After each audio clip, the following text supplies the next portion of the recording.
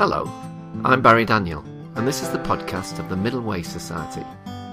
Our aim is to encourage a universal approach to living a more integrated, ethical life, avoiding dogma or any appeal to authority.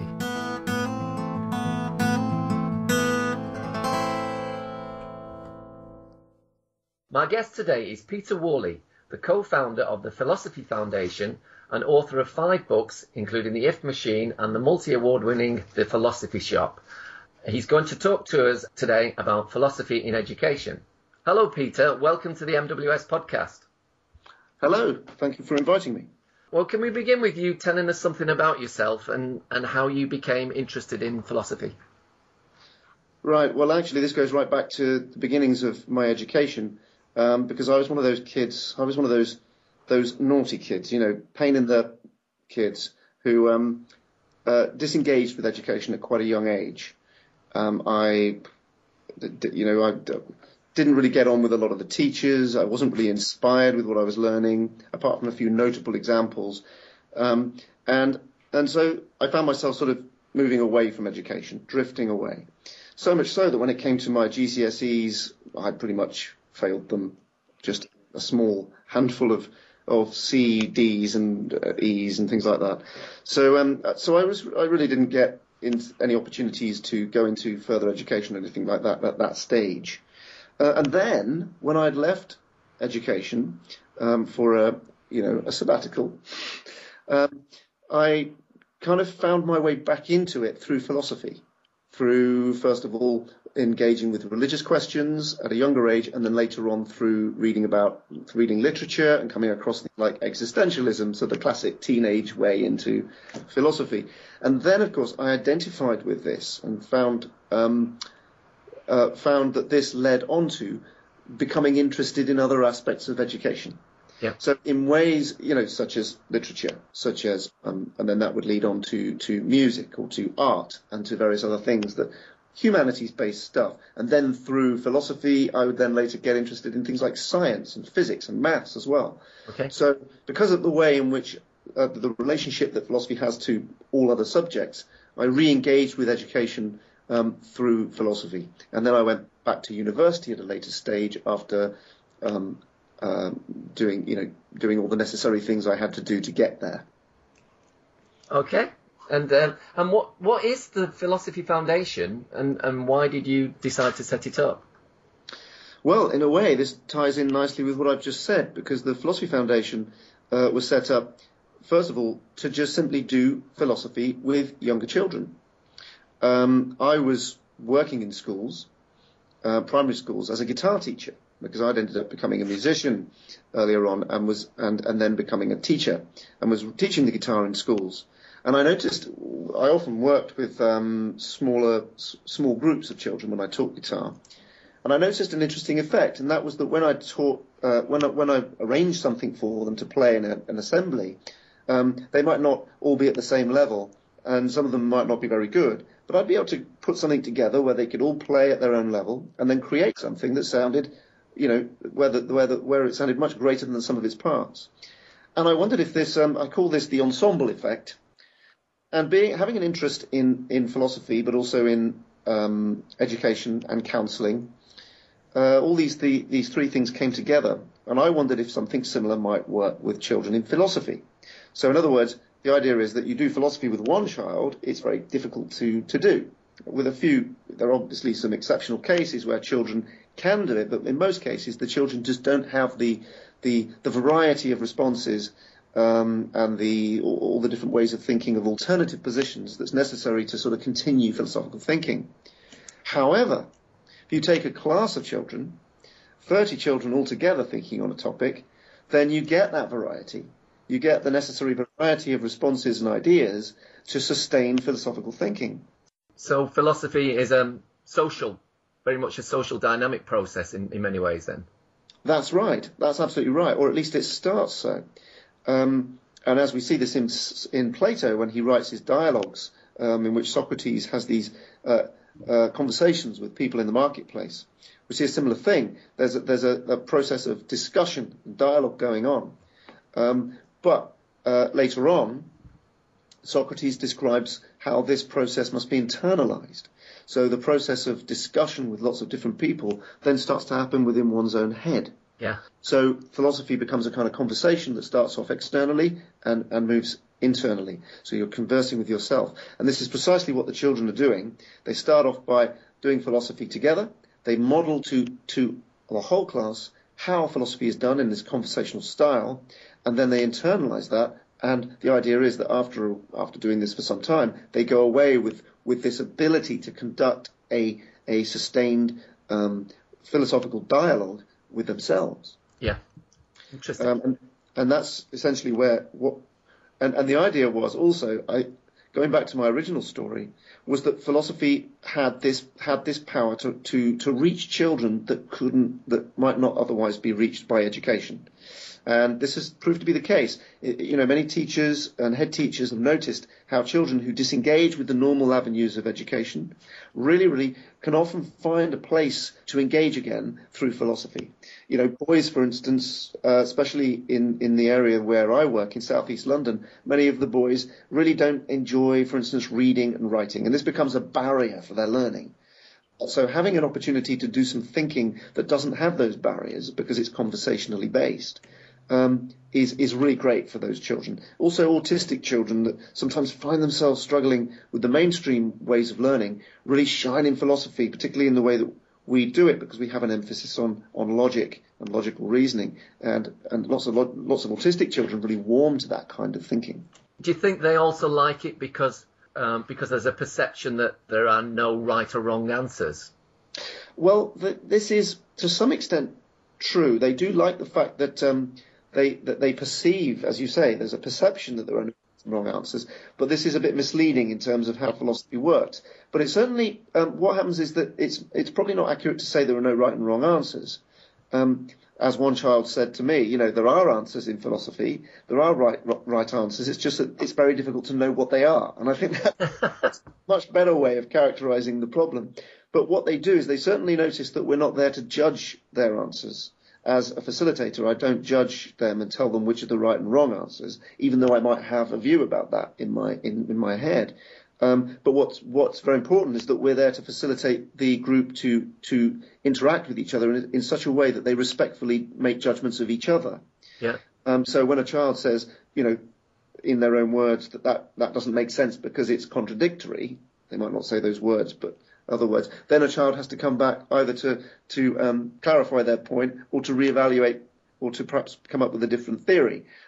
So all that's going on, the correcting, the self-regulating that the group does is what we encourage, without at the same time, choosing whose answers are the best. But we're there to help them kind of come to the best answers through a reasoning process. And the fact that you don't judge, do you ever get resistance from the school in the fact that you don't make judgments? Yes, this can sometimes be the case. Sometimes, especially if we're doing something, for instance, on the philosophy of numbers and thinking about what a number is, or whether 0 is a number, or, is a number actually the symbol all these sorts of questions come up. Very often children will start to, during those sorts of discussions, maybe talk about operations such as minus and plus.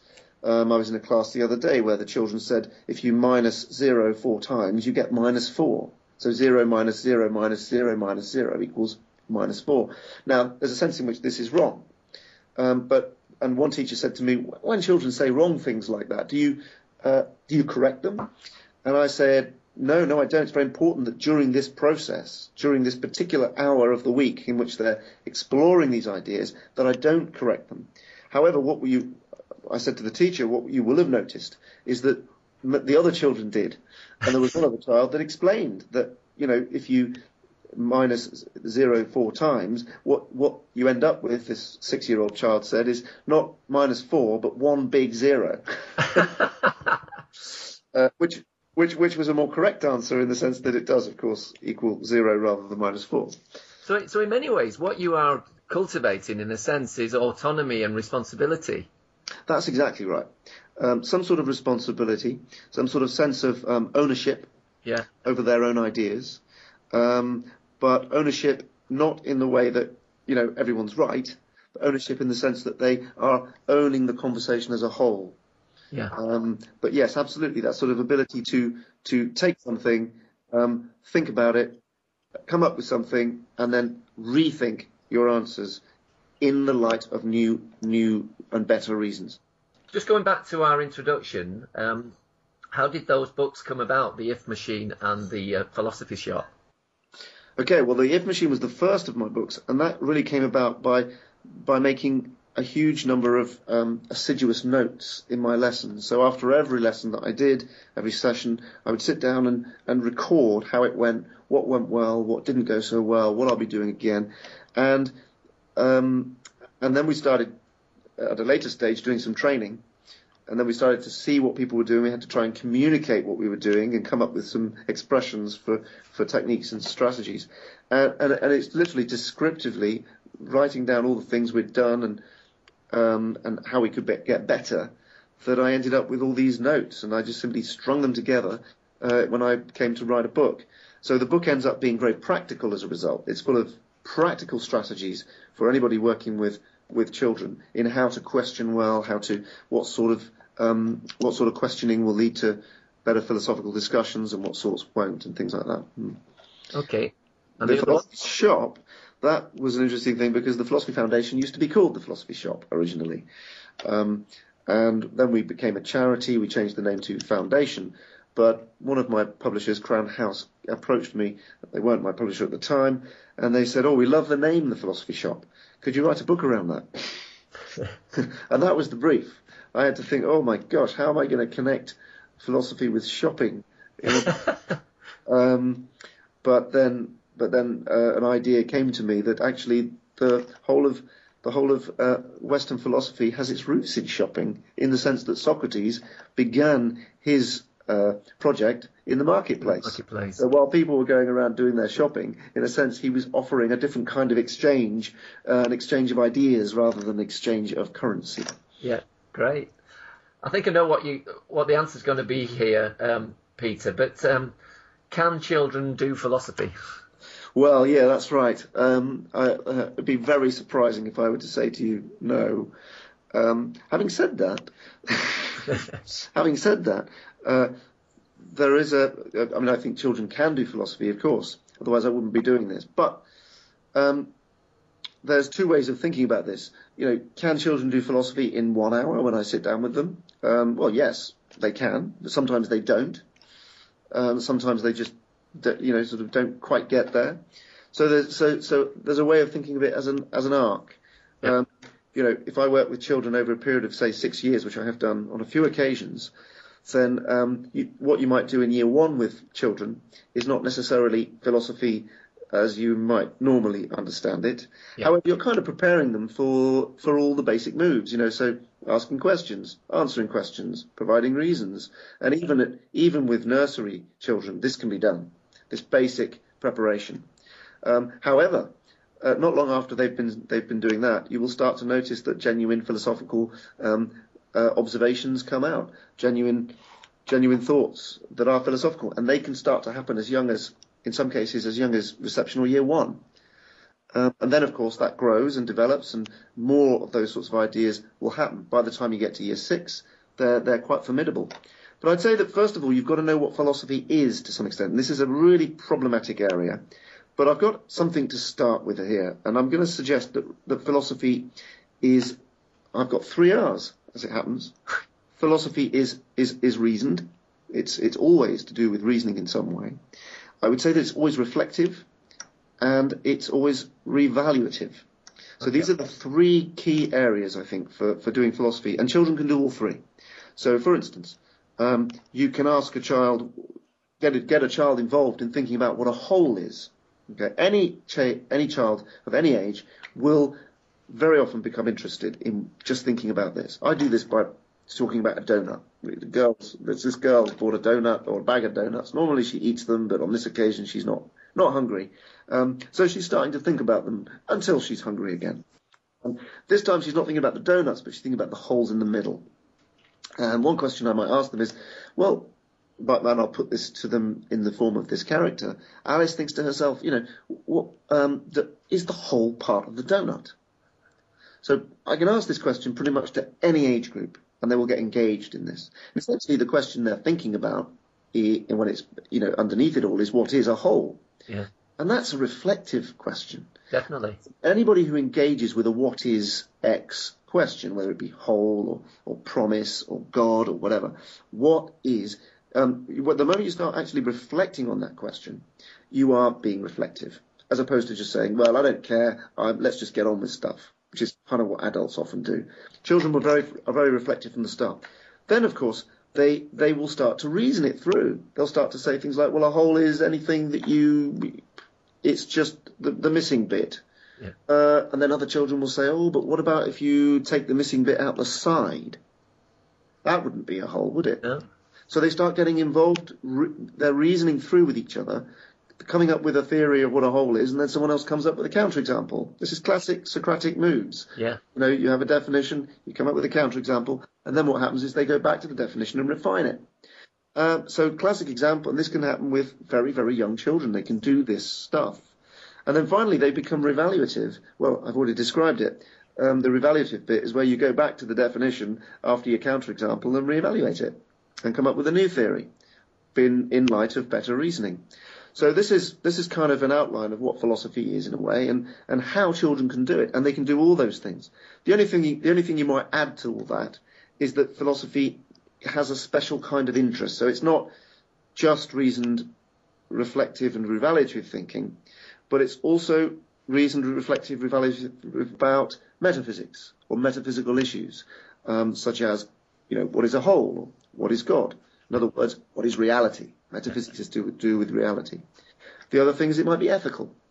It might be to do with value, what matters in our lives, rather than just what there is, which is the metaphysical concern. And then finally, there's epistemology, which is not just to do with reality and what matters to us, but what we know about and how we can know, and whether we can know anything at all in some cases. Yeah. So these are the three areas of what you might call philosophical content. The three R's, as I described them, are the sort of the processes involved in thinking about those content areas. Why teach kids philosophy? Okay, so I would say that teaching philosophy is a good thing to do. It's good for all sorts of reasons, but I need to say a bit more than that to most people. So we've already touched upon the fact that you can learn to think better through philosophy. And I think one of the key things about this is that philosophy is the only subject which is entirely dedicated to thinking and how we think. So it's worth doing for that reason. Another one is that you don't need to know a bunch of stuff. You don't need to have a body of knowledge in order to engage in a conceptual inquiry about what a whole is, for instance. Yeah. Whereas an inquiry in maths or biology, you need to know your stuff first. So philosophy is liberating in that sense. But I would argue that another good reason for doing philosophy is that, and this goes to our campaign, the fourth R campaign, which we introduced by saying that reasoning is the fourth R. Now, I've since revised this to make reasoning the first R. So I'm being even bolder than I was the first time, a greater temerity here, and saying that not only is the reasoning important, it's of utmost importance, because if you think about it, the three R's are simply skills: reading, writing, and arithmetic. Yeah. They're simply skills that so these are underpinned by something. And what is it that underpins those skills? Well, it's thinking, it's concepts. What's even more foundational than reading, writing, and arithmetic is how we think. So, for instance, knowing how to write and read is not going to count for much if one doesn't understand what's going on, if one doesn't know why one is reading, or one doesn't know when it's good to do these things. So it's the understanding and the reasoning, which I would argue is absolutely foundational to all the three R's. And the evidence, the Cambridge Review, suggested that reading, writing, and arithmetic hasn't improved in 55 years because they've been teaching to the test and not teaching to deepen understanding. So that goes to show how foundational reasoning is. Yeah, that makes complete sense to me, Peter, in a big picture way, But the way certainly in the UK, the way our education system is geared is all about results. Do you encounter resistance with that sort of outlook to your efforts to make it the first R? Of course you do. I mean, I suppose there's all sorts of arguments, and one might boil it down to economic arguments, that we can't be worrying about all this stuff, understanding, who cares about that, as long as people can get on with the jobs they need to do and they've got the skills to basically be able to do it. But this is a very poor-sighted economic argument, because even the economic argument says things like, well, I mean, in this country in particular, we can't compete on things like, resources. We can't compete on things like manpower. Yeah. There's so many ways in which we can't compete. But where we did always perform well in the past was with innovation. And that's where we're starting to lose. Well, we don't have the position we used to have in terms of innovation. So if that's the case, then one might say that there is in fact an economic argument to deepen understanding, to improve thinking, because we need to create innovators so that we can compete where we can't compete in things like manpower and resources. Okay. Why have you sort of plumbed for philosophy in school over critical thinking, or have you, or do you prize them both? Oh, yeah, they're both. I mean, as I've kind of implied, if philosophy is reasoned, then there's a sense in which critical thinking is an essential part of it. Yeah. But here's the thing: is that to put it in logical terms, if you're doing philosophy, then you will be doing critical thinking. Right. But if you're doing critical thinking, it doesn't necessarily mean you're doing philosophy. Why is that? So, because you could be doing critical thinking about non-philosophy stuff. You might be doing critical thinking just about whether a math sum makes sense. You might be doing a critical thinking about something your friend said about friction. It doesn't have to be philosophical in content to be looking at someone's argument and assessing whether it's a good one. So critical thinking is not necessarily philosophical, but it does become philosophical when you start thinking about certain kinds of topics. And as I suggested, they would be to do with metaphysics, ethics, or epistemology, broadly speaking. Okay. Are there any potential drawbacks in teaching philosophy? Yes, I would say that one of the drawbacks is that some people, I mean, this depends on your point of view, of course, so this is a slightly sneaky answer from me, but one of the drawbacks is that some people might see it as a drawback to educate critical thinkers. I mean, I'll leave it to the audience's imagination to think of who those people might be. Yes. But that's one possible drawback. Is there is an assumption that critical thinking is a good thing to do. There is an assumption in philosophy that being reflective and reasoned and revaluative is a good thing to do from a young age. So if you disagree with any of those points, then obviously you would see philosophy as being something of a drawback. You believe that children should simply be taught how to behave, what to think, and to be autonomous, if at all, later on in their life, then you're not going to warm to philosophy. So I think that they're the kinds of drawbacks. The other one, of course, is that there is a sense with philosophy that because we are committed to free thinking in philosophy, or at least the way we do it at the Philosophy Foundation, the drawback might be that children freely think themselves to a conclusion that you don't prefer. Yeah. That you don't want them to come to. Yeah. And I think one has to bite the bullet on this.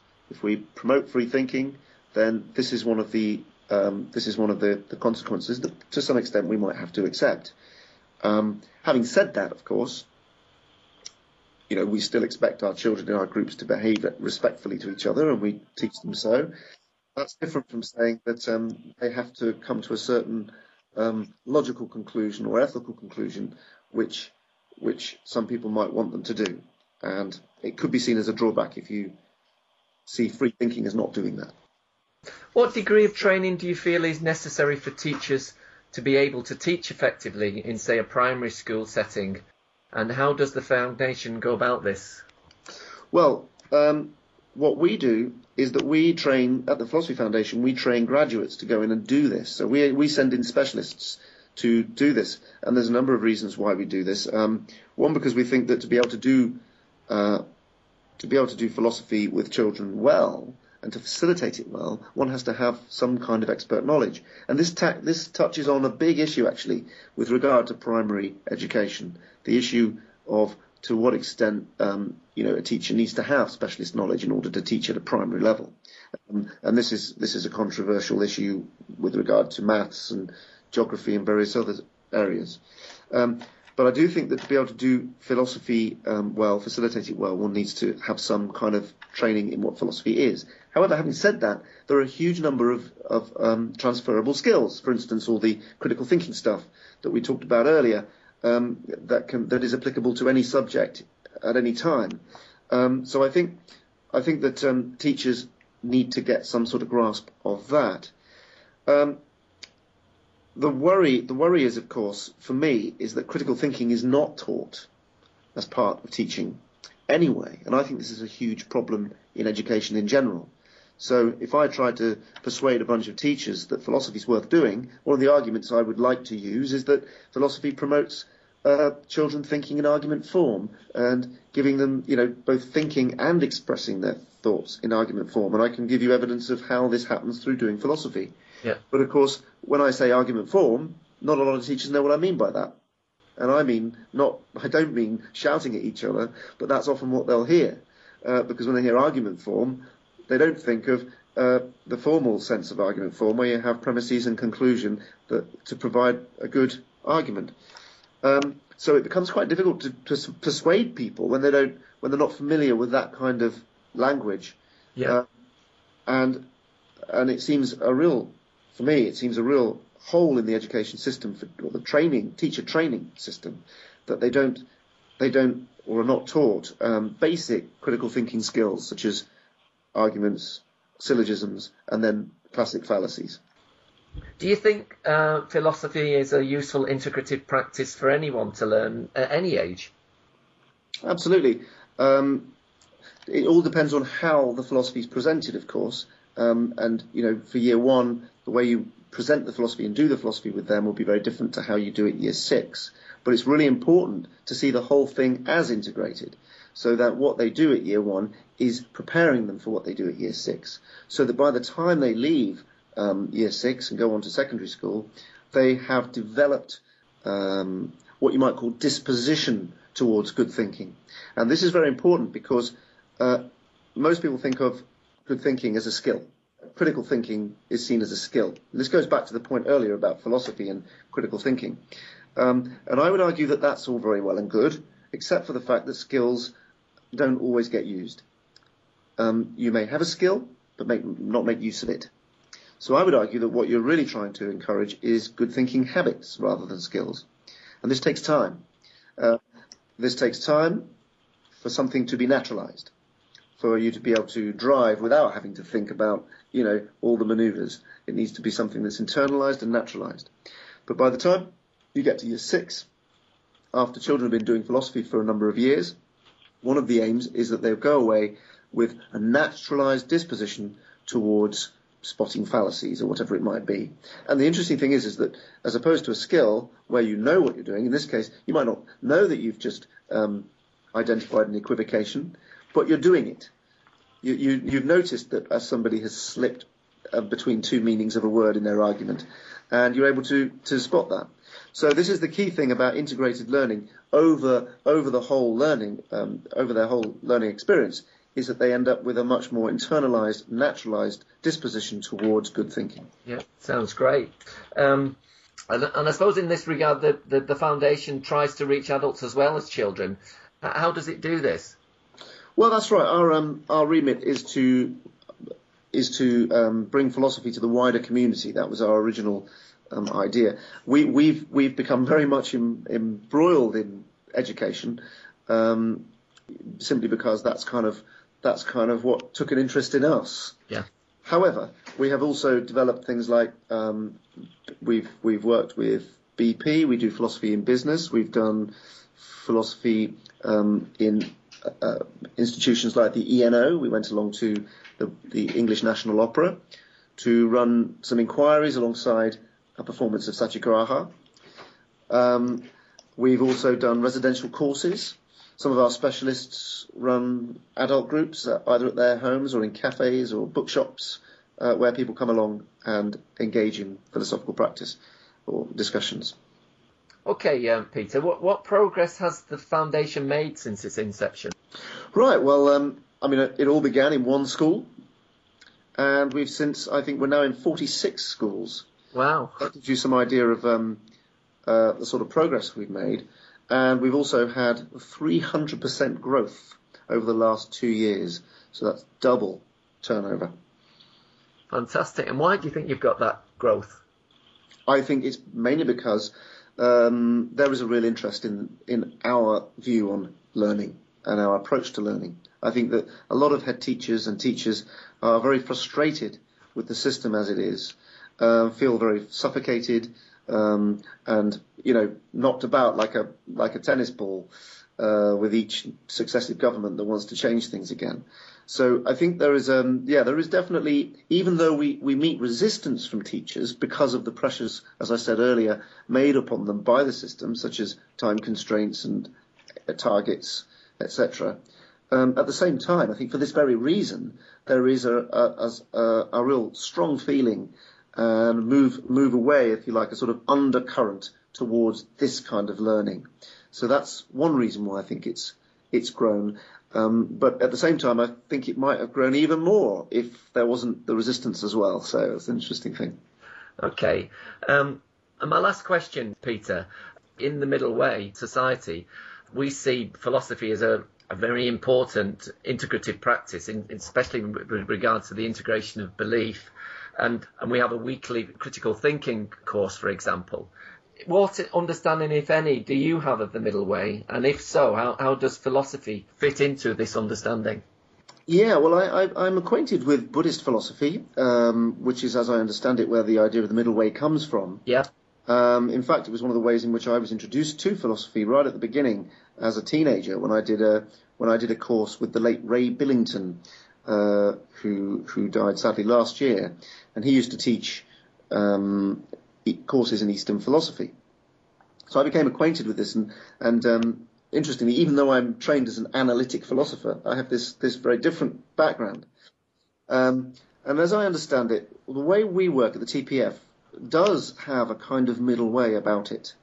You may have picked up on this already in some of the things I've said. So, for instance, we don't judge the children, yeah, but we also don't go to the extreme of saying that there's no such thing as a right and wrong answer in philosophy.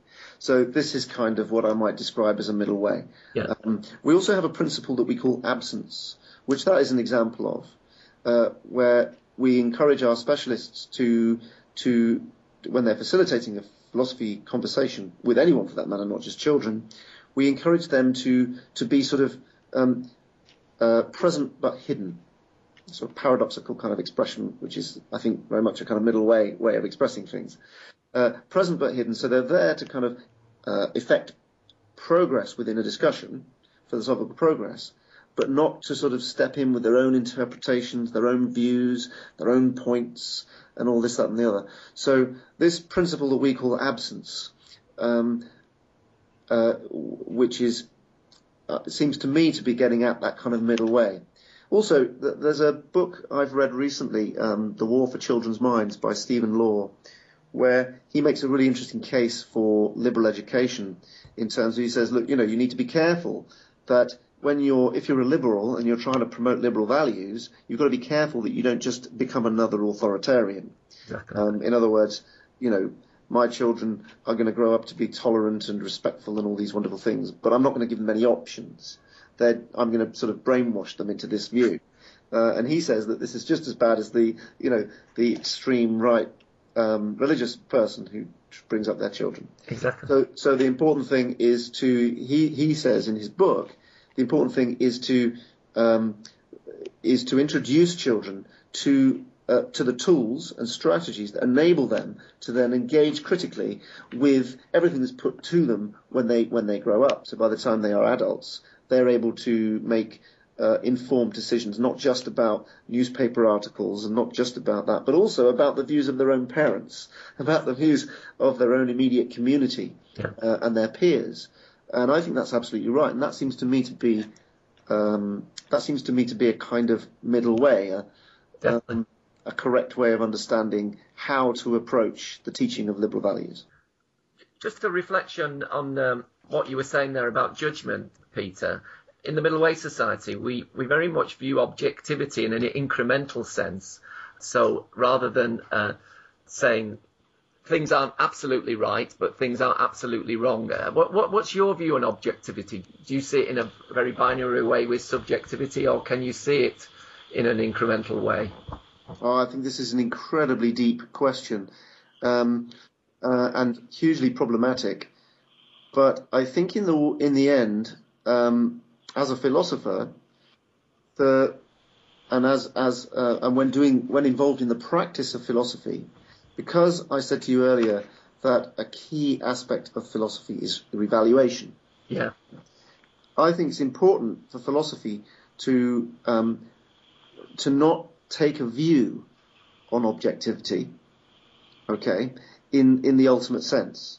So, obviously within philosophy one may make a case for objectivity or subjectivity or realism or anti-realism or whatever it may be.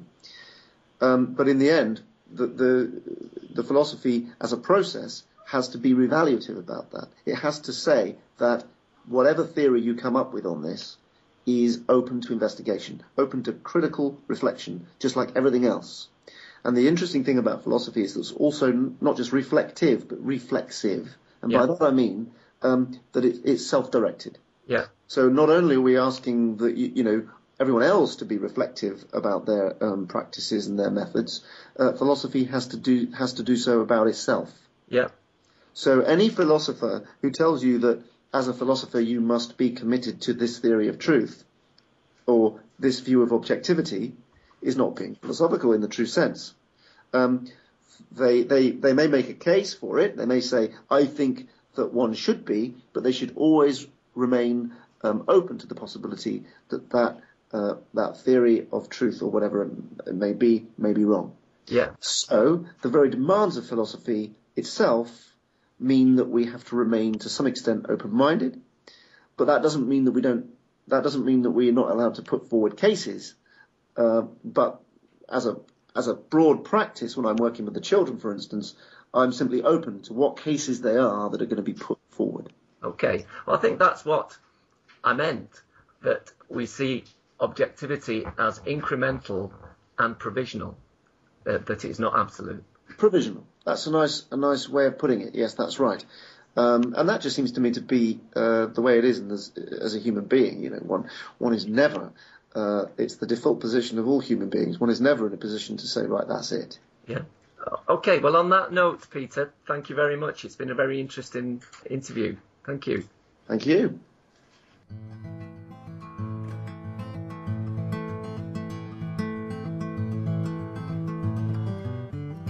You can find out more about Middle Way philosophy at www.middlewaysociety.org.